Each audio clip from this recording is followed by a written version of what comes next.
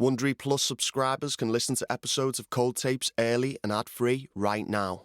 Join Wondery Plus in the Wondery app, Apple Podcasts or Spotify. Oh, Canada, a vast idyllic land filled with beavers, loons, lumberjacks, and polite, friendly folks. We have those things for sure, but there's a darker side to the Great White North, full of mystery, crime, the paranormal, and dark history. Join me, Mike Brown, and co-host Matthew Stockton every Monday for the Dark Poutine podcast as we tell dark stories from north of the 49th parallel with the Ottawa game covering more international cases. You can listen to Dark Poutine for free wherever you find your favorite podcasts. Hey, I'm Brooke. My friends and I perform spooky stories on our podcast 13.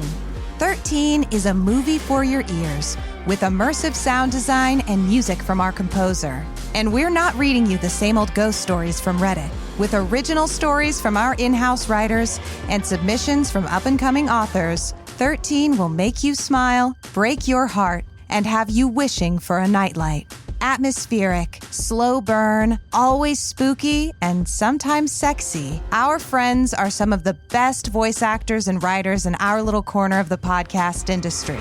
So if you want to find out why those figures in black keep meeting by the water just before dawn, why you should never sleep in a room with an empty chair, or why you hear faint music echoing from the abandoned mall, join us by following 13 wherever you're listening right now.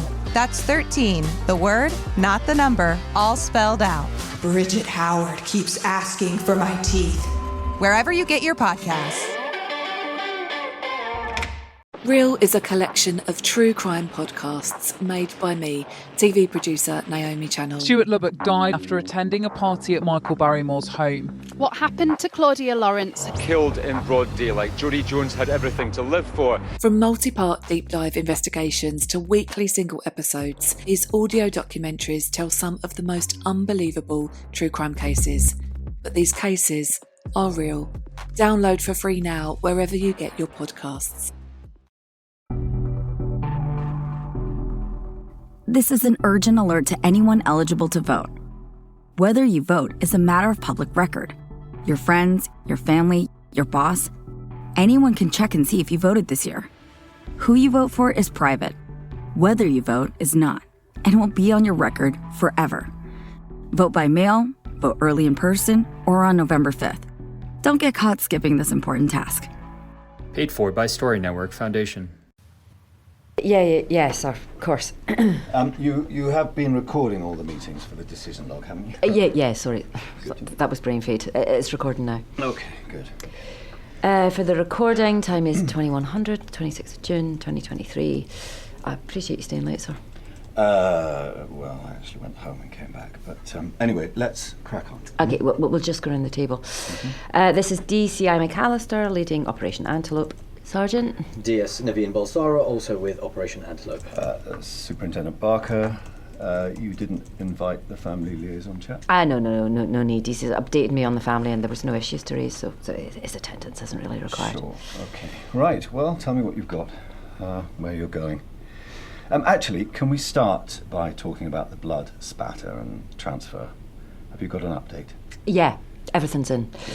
Nothing was found on the sleds, but the other results are interesting. Mm-hmm. Johan and Matteo had blood on their coats, which we did expect, and they've been bagged. But Dr. Batra also found blood on 3 additional coats. Right, go on. Naveen, why don't you take the super through it from the beginning? Sure, yes. Right. Yes.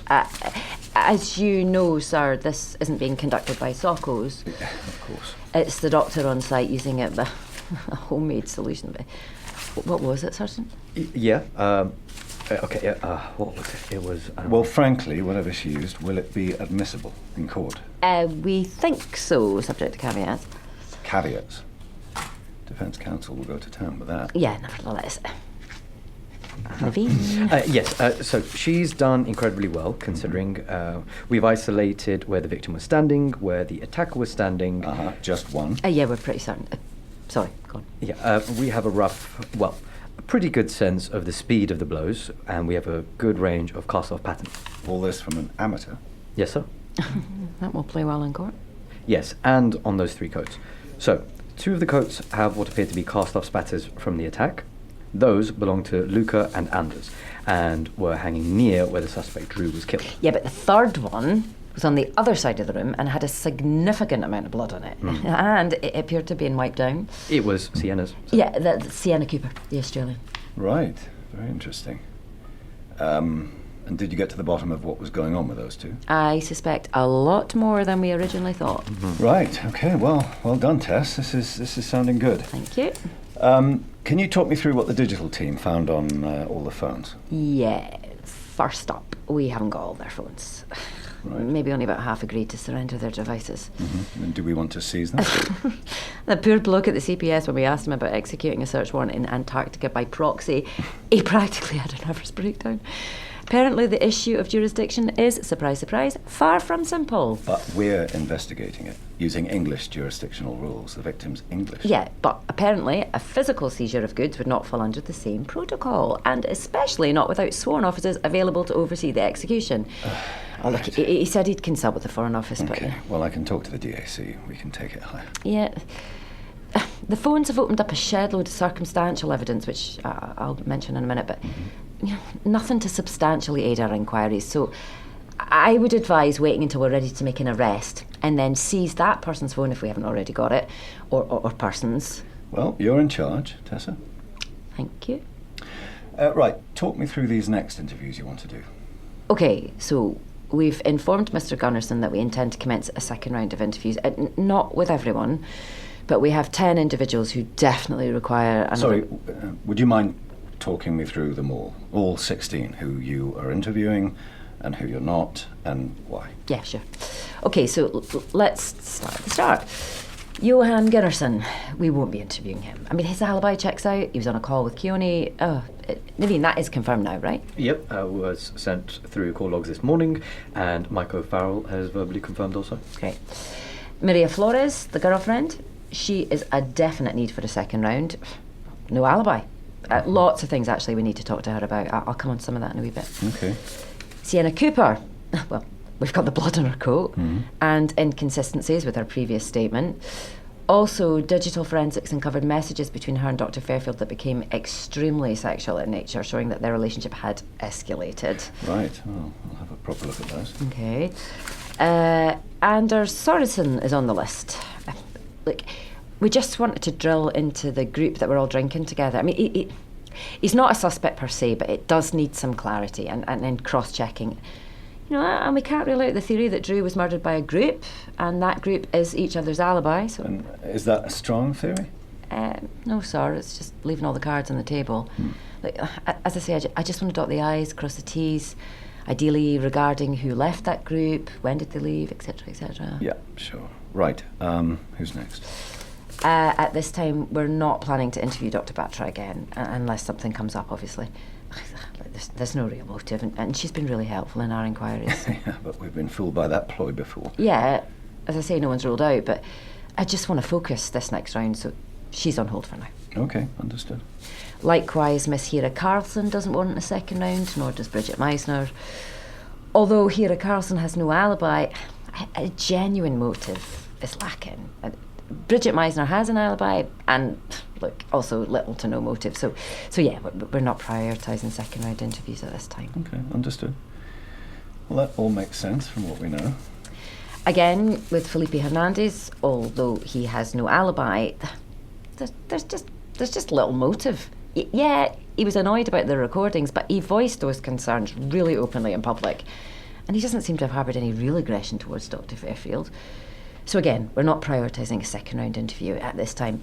Oh, yeah, and he's also left-handed. So. Okay, so not ruling out, just prioritising others. Yeah, exactly. Okay. Christoph Schultz is down for the second round. Again, like Sorensen, this is dotting I's, crossing T's when it comes to that wee drinking group. But we also have some information that Bridget Meisner brought up that does need an explanation.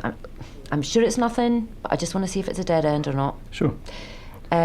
Greg Fortin is down for the same reason as Christoph, to cross-check the drinking group. But also, we do need to speak to him about Miss Carlson. Oh, yes. Predatory behaviour. Yeah, exactly, sir. This situation with her also throws up some motive, given that he could have believed Dr. Fairfield would be reporting him, so... But Fairfield didn't, though. No, sir. No. Right, well, what about Matteo Lombardi? Just thinking about the links with him and Miss Cooper. Yeah. Ideally, we will interview him again down the line, just to cross-check, and also if and when anything new arises after we speak to Miss Cooper again. But but with time ticking and our comms windows to the base as they are, he has, for now, dropped off the second round list. Yeah, okay. Well, makes sense. So that leaves... Victor Chabal. We do plan to speak to him again regarding the drinking group alibi, but we also need to speak to him for a few more questions regarding Tom Davies. Tom Davies. Who's that? Oh, sorry, sir. That's Jack Anderson's uncle. Oh, right. Anderson was also part of that drinking group. Some of the guys remember him being gone a wee bit longer because he had to go and check the generator. Luca Quetzi and Scott Williams are each other's alibis, and, there is a discrepancy there, so I need to speak to both of them again. Right. And Scott also has motive and previous. Okay. Naveen, did we get his file from the Kiwis? I'm not sure I've seen it. Yes, sir, but I can resend it to you. Yes, please, thanks. The last on the list is Mark Rennick. Sir, we consider it essential we talk to him properly, given the latest news and everything. I think I'm behind the curve here. What's the news? Sorry. As we know, Mark has been locked up and was being prescribed daily sedatives. Yeah, and do we know what? It was... A prescription of benzodiazepine, Ativa. Okay. Thanks, Naveen. Yeah, but here's the interesting bit. We now know he's not been taking this medication for around 2 weeks. And how do we know that? Gunnison and Batra found the stashed meds in his room. Right. Still, it's not a crime to decline your meds. Right. But it is, or it may well be, indicative. I mean, extremely indicative. If you then appear utterly sedated all day, I mean, if you're faking the effects. Yeah. We need to understand if you did that just for the payout, or if that had something to do with Drew's murder. Yeah. Naveen, did you confirm how much the payout from Kearney was? Yes, $175,000. Yeah. We know that Rennick has financial problems, so it's possible his only motivation was to fake the syndrome and cash in when summer arrives. Yeah, but then why not just take the tablets? Be a good boy, sleep it off, collect when he gets back to Britain. I mean, guys, isn't that the easiest way? He's done all this to contrive an alibi, is that what you're suggesting? Oh, look, I don't know. I don't know what I'm getting at yet, sir, but I know that Mark is hiding something.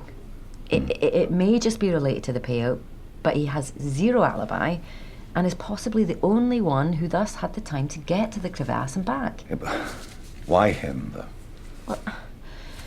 Well, I suppose Mark's motive depends on whether he knew Drew's theories. So, what if Dr. Fairfield, did find out that Mark was lying? We know he was casting doubt in the nature of Rennick's breakdown. Did Fairfield go to visit Rennick that evening? We don't know. It's possible. He had the key code. His girlfriend told him the number. Well, if she told him, she could have told anyone. Yeah, she says she only shared it with Drew, and he'd sworn to keep that secret. I don't know. Personally, I believe her, sir. Rennick's got a clear motive from where I'm sitting. If you say he needed that payout. Are you starting with him? No. Look, I need to speak to the others first. Just get all my ducks in a row. Then, when I know more, then we can hit him with the fact that we know he's bullshitting about being drugged and see where that leads us. Okay, your call, Tessa. Ma'am, we do need to consider that Rennick has been moved to a new room. Might he get suspicious with If Tessa wants to wait, we wait, yes?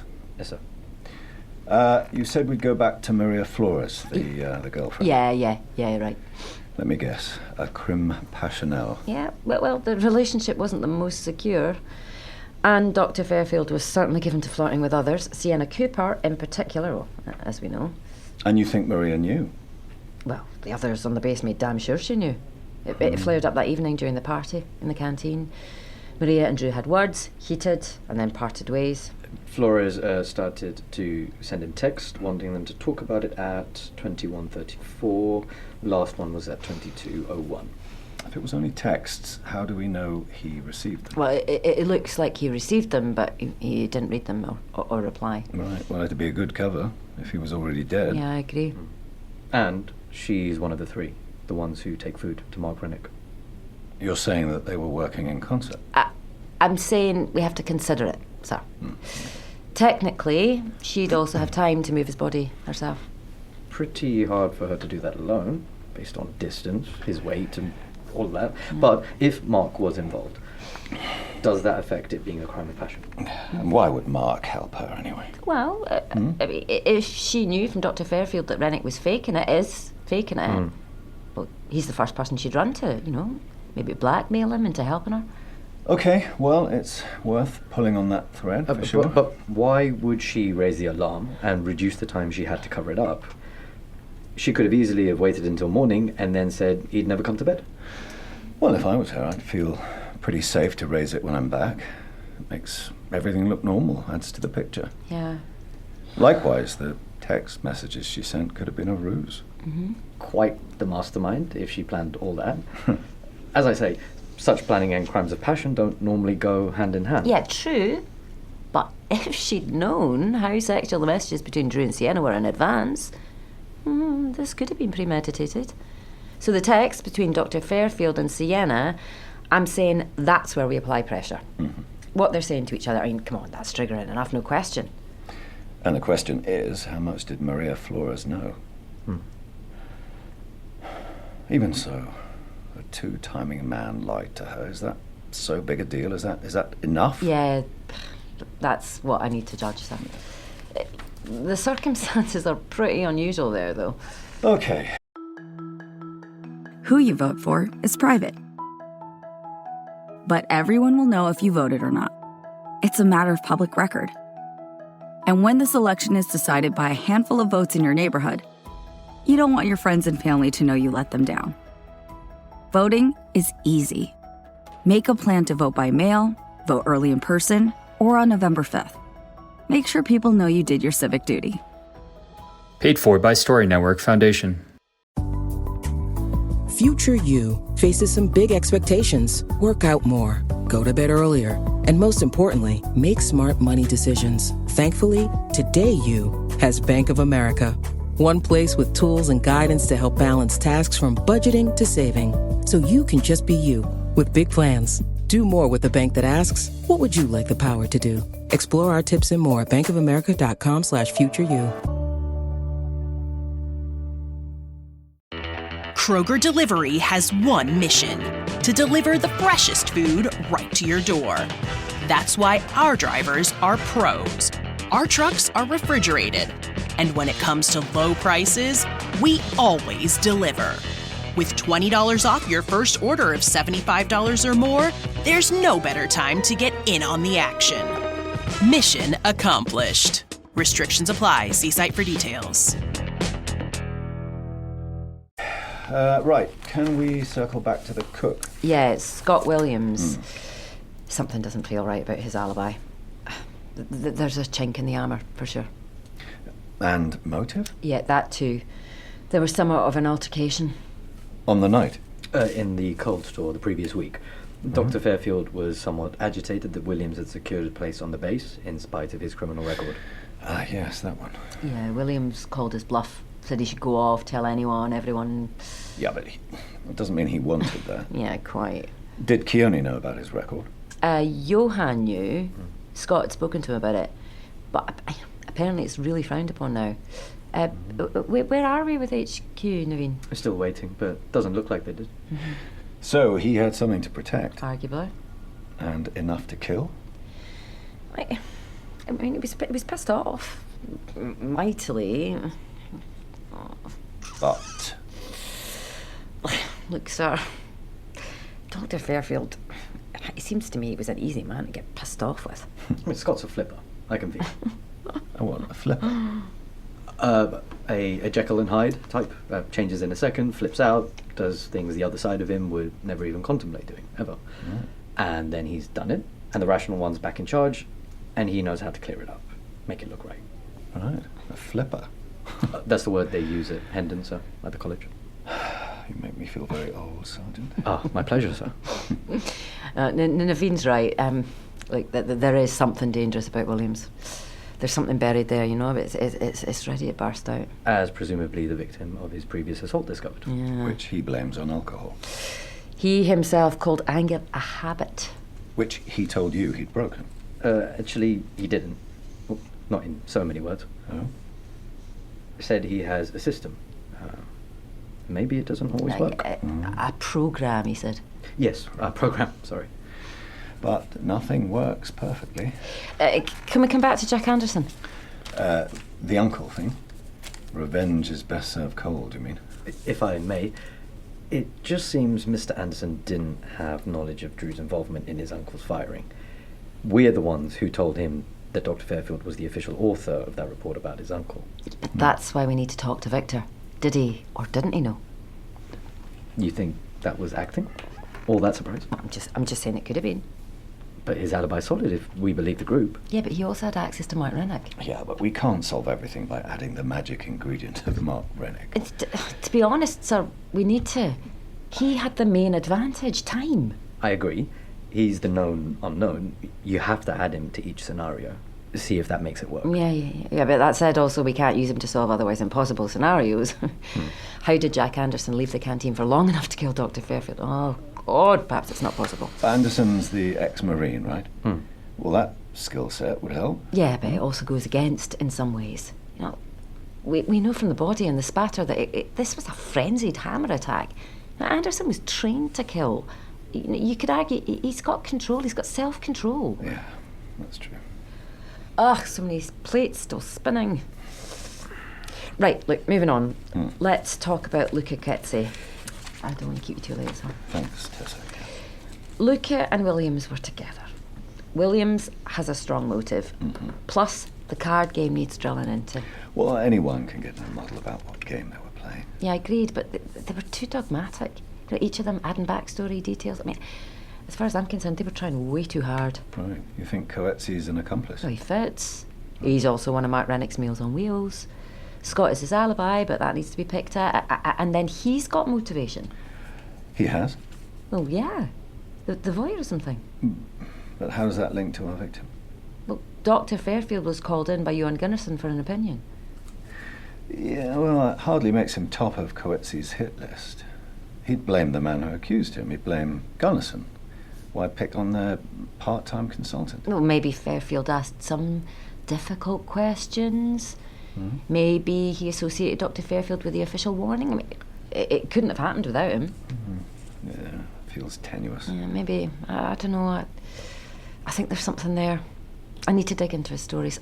Something about him it's just not adding up for me. Okay, sure. Do it. Right, okay, so that's your 10th. Yeah, sorry, just back to Miss Cooper. The seductive Amazonian.